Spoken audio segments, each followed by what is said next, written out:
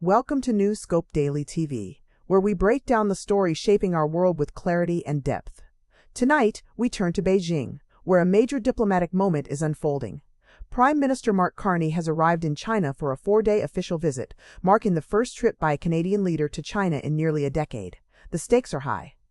After years of strained relations, frozen dialogue, and trade retaliation, Ottawa says this visit is about repairing ties, recalibrating strategy, and exploring new trade opportunities, all as Canada looks to reduce its dependence on the United States. But critics and experts warn China is not an easy partner, and the risks of deepening economic ties may outweigh the benefits. So the big question tonight is this: can Canada reset relations with China without compromising its economic security, political values, and long-term interests? Let's take a closer look. Carney arrives in Beijing, a historic visit. Prime Minister Mark Carney touched down in Beijing today, beginning a 4-day diplomatic mission that many are calling historic, symbolic, and risky all at once.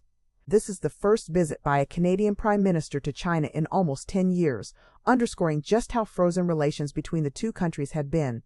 The official goal of the trip is clear: repair strained diplomatic relations, pre-open trade channels, pre-defy Canada's economic partnerships.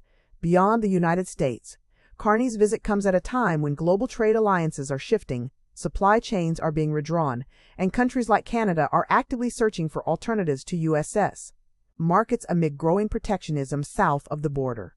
Recalibration, not a reset. Anita Anand speaks. Foreign Affairs Minister Anita Anand has been careful with her language. She describes the visit not as a full reset, but as a recalibration of the Canada-China relationship.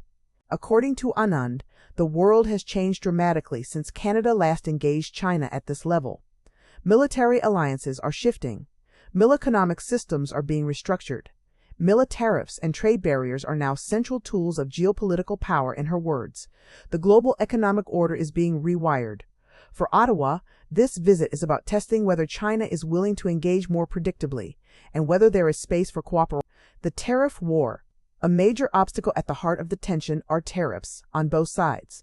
China has imposed punitive tariffs on Canadian pork, canola, and seafood, measures widely seen as retaliation for Canada's own tariffs on Chinese electric vehicles. These trade penalties have hurt Canadian farmers, exporters, and regional economies, particularly in Western Canada and Atlantic provinces. China argues its tariffs are economic. Canada and its allies say they are political pressure tactics used whenever Beijing is displeased. This history makes many experts deeply skeptical about China's reliability as a trading partner. Experts sound the alarm. Proceed with caution. Trade analysts and geopolitical experts are urging Prime Minister Carney to move carefully. Their concerns include China's history of overproduction, flooding markets, and undercutting competitors. Unpredictable tariff policies, often imposed without warning, political leverage, where trade is used to influence foreign governments. Many experts question whether China can realistically replace the United States as a stable and long-term economic partner for Canada. One key question being raised in policy circles is this: is China actually more erratic than the U.S. when it comes to trade? While Washington may be protectionist, critics argue Beijing's approach is often opaque, sudden, and politically driven. Security concerns in Chinese EVs. One of the most sensitive issues on the table involves Chinese electric vehicles. Ontario Premier Doug Ford has been vocal in opposing any move to lift tariffs on Chinese EVs, citing national security concerns. Ford warns that modern electric vehicles collect vast amounts of data, raising fears about surveillance risks, not a collection and storage tachyon, potential foreign government access to sensitive information. Interestingly, Ford has suggested he might reconsider his position if Chinese automakers were willing to build manufacturing plants in Ontario, creating jobs and placing operations under Canadian oversight. This highlights a central tension of the visit: economic opportunity versus security risk. A relationship shaped by past conflicts. To understand today's skepticism, we must revisit the past. Canada-China relations deteriorated sharply after the 2018 detention of 2 Canadian citizens in China, following Canada's arrest of a senior Chinese executive at the request of the United States. In 2022, Canada officially labeled China a disruptive global power, citing interference, coercive diplomacy, and human rights concerns. Despite this history, Beijing has recently signaled interest in improving relations, likely driven by its own economic pressures and desire to stabilize global trade links. But trust remains fragile. Carney's agenda in Beijing over the next 2 days.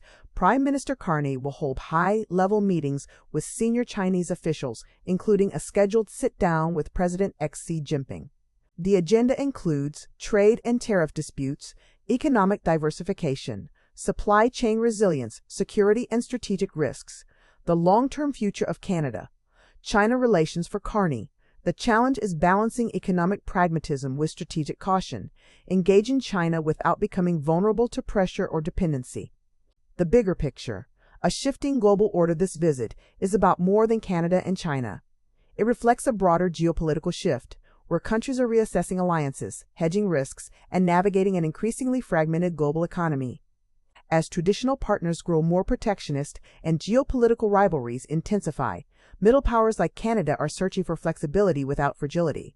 Whether this visit leads to meaningful progress or simply cautious dialogue remains to be seen. So, will Prime Minister Mark Carney succeed in recalibrating Canada's relationship with China? Or will history, mistrust, and competing interests once again limit how far the two countries can go? One thing is certain. The decisions made in Beijing this week could shape Canada's trade strategy for years to come. We'll continue to follow every development closely right here on Newscope Daily TV. If you found this analysis helpful, make sure to subscribe, like this video, and share it with others who want deeper insight into global affairs. Your support helps us bring you informed, independent coverage every day. Thank you for watching. Stay informed, stay engaged, and we'll see you in the next edition of News Scope Daily T.